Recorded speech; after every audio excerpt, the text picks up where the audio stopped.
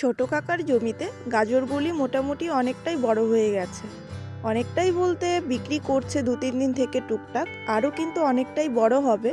তো আমি ভাবলাম চলো একটা গাজর খেয়েই আসি, এবছর একটাও খাইনি, তো সোজা চলে গিয়েছিলাম জমিতে। সেখান থেকে একটা গাজর তুলেও নিলাম, তোমরা দেখতেই পেলে কতটা বড় হয়েছিল। এদিকে দেখো ছোট কাকার সাথে 3জন জমিতে কাজ করছে। এই যে ছোট ছোট দেখতে পাচ্ছ সামনে, এগুলোও কিন্তু গাজরের চারা, কিন্তু এগুলো কিছুদিন পরে ফেলানো হয়েছিল, তো মানে এখনো ছোট আছে। আর এদিকে দেখো পুরো আগাছায় ভরে গেছে, এদিকে কিছুটা পরিষ্কার করা হয়েছে, বাদবাকিটা কিন্তু পরিষ্কার হচ্ছে। আমাদের এদিকে তো প্রত্যেক বছরই সংক্রান্তি দিন কীর্তনের দল বেরোয় আর বাড়ি বাড়ি ঘুরে কীর্তন করে, তো আমাদের বাড়িতেও এসেছিল ওরা। আর তারপর সন্ধেবেলায় চলে গিয়েছিলাম একটু বাইরে, আসলে কাজ ছিল, তো সেখানেই গিয়ে টুকিটাকি কিছু খেয়েছিলাম। এনিওয়ে আজকের ভিডিওটা এখানেই শেষ করছি। কেমন লেগেছে ভিডিওটা অবশ্যই জানিও।